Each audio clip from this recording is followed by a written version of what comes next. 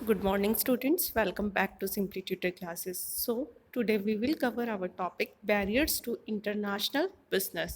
ये next topic है हमारा फर्स्ट यूनिट का बैरियर्स टू इंटरनेशनल बिजनेस। अगर मैं बैरियर्स की बात करूँ तो बैरियर्स को मैं दूसरे शब्दों में प्रोटेक्शन भी बोल सकती हूँ। अब यहाँ मैं बैरियर को प्रोटेक्शन क्यों बोल रही हूँ? देखो, प्रोटेक्शन का मतलब है प्रोटेक्ट कर रहे हैं हम किसी को। यहाँ किसको प्रोटेक्ट कर रहे हैं इंटरनेशनल बिजनेस में? डोमेस्टिक प्रोड्यूसर्स को। डोमेस्टिक प्रोड्यूसर्स को किससे प्रोटेक्ट कर रहे हैं? डोमेस्टिक प्रोड्यूसर्स को हम प्रोटेक्ट कर रहे हैं फॉरेन कॉम्पिटिटर्स से, फॉरेन कंपटीशन से, फॉरेन कॉम्पिटिटर से या फिर इंटरनेशनल प्रोड्यूसर से प्रोटेक्ट कर रहे हैं। अब यहाँ प्रोटेक्ट किस तरीके से कर रहे हैं कि जनरली हम कुछ रेस्ट्रिक्शंस लगा देते हैं इंपोर्ट पर रेस्ट्रिक्शंस लगा दी। और वो इंपोर्ट पर रेस्ट्रिक्शंस हम कैसे लगा सकते हैं? हमारे पास बहुत सारे मेथड्स होते हैं जिसके ज़रिए हम क्या कर सकते हैं, इंपोर्ट पर रेस्ट्रिक्शंस लगा सकते हैं। जैसे ड्यूटीज़ ज़्यादा लगा देना, टैक्सेस ज़्यादा इम्पोज कर देना, और भी बहुत सारे तरीके होते हैं कि ये तो हमारा हो गया एक तरह से टैरिफ मेजर्स हो गया। एक नॉन टैरिफ मेजर्स भी हो जाता है कि हम लिमिट लगा देते हैं कि आप इतना ही इस कंट्री से मटेरियल मंगवा सकते हो। आप और भी बड़े सारे की लाइसेंसिंग पॉलिसी बहुत ही स्ट्रिक्ट कर दी। बहुत मेथड हैं जो मैं एक एक करके आपको डिटेल में कराऊंगी। तो मैं फिर से एक बार रिपीट कर रही हूँ, बैरियर्स मतलब प्रोटेक्शन। प्रोटेक्शन किसे देना? डोमेस्टिक प्रोड्यूसर को इंटरनेशनल कॉम्पिटिटर्स या कॉम्पिटिशन से बचाना, that is barriers to international business.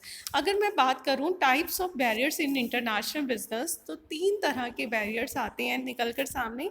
एक होता है tariff barrier, second one is non tariff barrier and third one is natural barrier. ठीक है, आज मैं जो टॉपिक कवर करूंगी डैट इज टैरिफ बैरियर। तो चलिए आइए बढ़ते हैं अपने टॉपिक की साइड। देखिए, मैंने अभी अभी जैसा कि आपको बताया कि 3 तरह के मेथड्स होते हैं प्रोटेक्शन के, या फिर मैं बोल सकती हूँ बैरियर्स टू इंटरनेशनल बिजनेस। एक हो गया टैरिफ, दूसरा नॉन टैरिफ बैरियर और थर्ड नेचुरल बैरियर। आज सिर्फ टैरिफ बैरियर को कवर करेंगे और बहुत इंपॉर्टेंट टॉपिक है, ध्यान से समझिएगा। ठीक है, टैरिफ का क्या मतलब होगा? टैरिफ का मतलब होता है ड्यूटीज लगा देना। टैरिफ क्या हो गया? ड्यूटी लगा देना ऑन इम्पोर्ट ऑफ कॉमोडिटी, कि आप कोई चीज़ परचेज कर रहे हो दूसरी कंट्री से, तो उसके ऊपर ड्यूटीज या टैक्सेस लगा देना, दैट इज टैरिफ बैरियर। ये बहुत important type of trade restriction है। यहाँ पर हम क्या करते हैं? ड्यूटी लगा देते हैं। कहाँ ड्यूटी लगा रहे हैं? On traded commodity across the boundaries. जब हम इम्पोर्ट टैरिफ की बात करते हैं, इम्पोर्ट टैरिफ का मतलब क्या है? जो प्रोडक्ट हम इम्पोर्ट कर रहे हैं उन प्रोडक्ट के ऊपर हमने क्या करना है? टैरिफ लगा देना है। टैरिफ का मतलब मैं फिर से बोलूँगी, ड्यूटीज़ या टैक्सेस लगा देना। और अगर एक्सपोर्ट टैरिफ की बात करें, एक्सपोर्ट टैरिफ का क्या मतलब होता है? जो गुड्स एक्सपोर्ट की जा रही हैं उनके ऊपर टैक्स इम्पोज करना या फिर टैरिफ लगाना, डैट इज एक्सपोर्ट टैरिफ।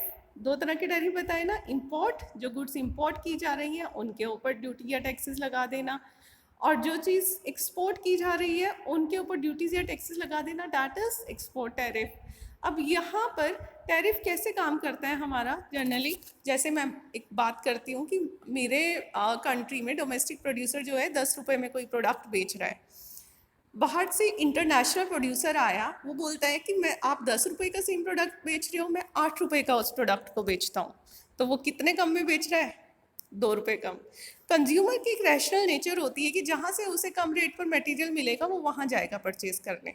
अगर उसे 10 रुपये वाला प्रोडक्ट बाहर वाला कोई मार्केटर आकर 8 रुपये में बेचेगा तो 8 रुपये वाला परचेज करेगा। अब गवर्नमेंट का रोल आया बीच में, गवर्नमेंट आई। गवर्नमेंट ने क्या किया? गवर्नमेंट बोलती है नहीं, मैं ऐसे डोमेस्टिक प्रोड्यूसर को हार्म नहीं होने दे सकती। तो गवर्नमेंट ने क्या किया? जो 8 रुपये का प्रोडक्ट था उसके ऊपर उसने 2.5 रुपये या 3 रुपये का टैरिफ लगा दिया। मान लो 3 रुपये का टैरिफ लगा दिया। तो यहाँ पर क्या हुआ? 8 रुपये प्रोडक्ट वो दे रहा था, 3 रुपया उसे क्या करना पड़ रहा है? ड्यूटी और टैक्सेस भरने पड़ रहे हैं। तो प्रोडक्ट कितने का हो गया? 11 रुपये का। तो यहाँ पर क्या होगा? अब एक जो लोकल कंज्यूमर होगा उसके दिमाग में तो क्या है, भाई ये 10 रुपये का, ये हमें 11 का पड़ेगा, तो कौन से वाला परचेज करेंगे? 10 वाला परचेज करेंगे। तो यहाँ पर गवर्नमेंट ने अपना रोल निभाया कि 3 रुपये तो गवर्नमेंट की पॉकेट में गए, 8 रुपये इंटरनेशनल प्रोड्यूसर के एक पॉकेट में गए, लेकिन लोकल कंज्यूमर के दिमाग में तो यही रहा ना, उसे क्या पता कि कितना टैरिफ लगा है और कितना उसे कॉस्ट पड़ी है। तो लोकल प्रोड्यूसर तो ये देखेगा कि मुझे 11 रुपए का पड़ रहा है तो मुझे ये प्रोडक्ट परचेज नहीं करना, तो ये हो जाता है हमारा टैरिफ। क्लियर हुआ?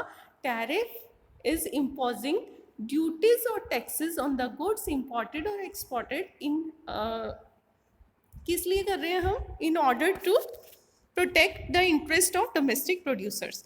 अब मैं एक एक करके तीनों तरह के टैरिफ के बारे में बताऊंगी, लेकिन आपको बहुत ध्यान से सुनना होगा।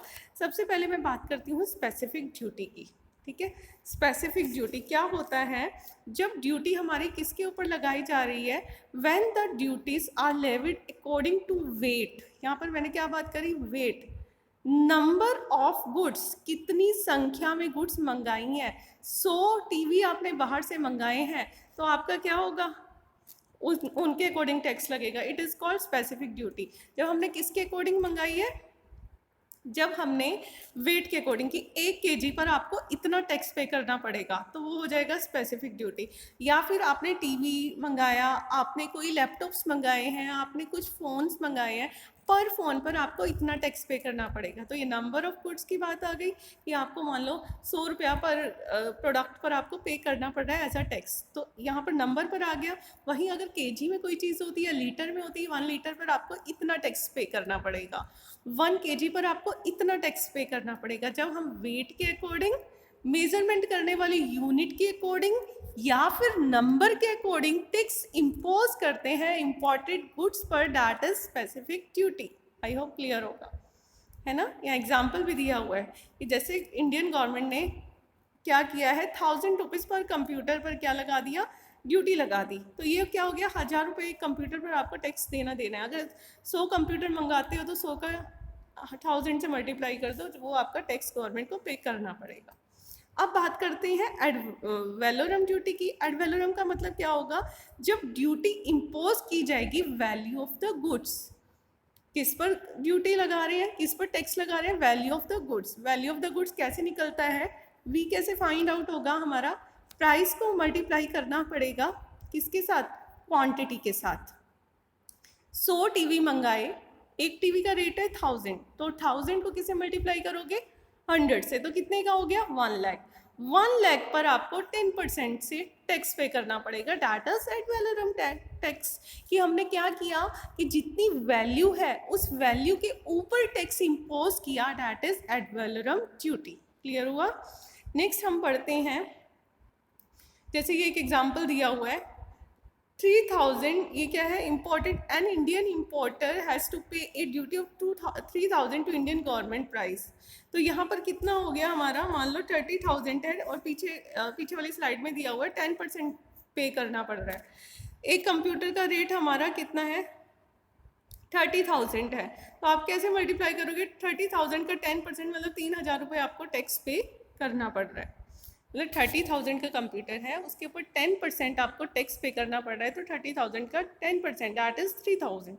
जितना भी आपने 10 क्वांटिटी में मंगाई, 3 लाख का 10% 30,000, 5% हो रहा है तो 30,000 का 5% 15,000, तो ये आपको पे करना ही करना पड़ेगा। आगे बात करते हैं कंपाउंड टैरिफ। कंपाउंड मतलब मिक्सचर दो चीज़ों का। यहाँ पर कंपाउंड टैरिफ किस किस से मिलकर बना है? स्पेसिफिक ड्यूटी और एड वैलोरम ड्यूटी। मतलब compound tariff is a combination of specific duty and add valorem duty.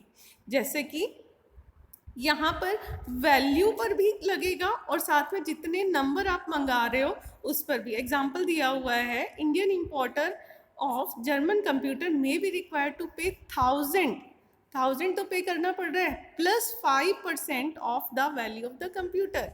कि जितनी वैल्यू है, मान लो 30,000 का कंप्यूटर है एक, उस पर 5% तो क्या पे करना पड़ रहा है? टैक्स। 30,000 का 5% कितना? 30,000 का 5% 1500, प्लस कितना एक कंप्यूटर पर देना पड़ रहा है? 1000, 1500 और 1000 2500। तो यहाँ 2500 रुपया तो किसका देना पड़ रहा है?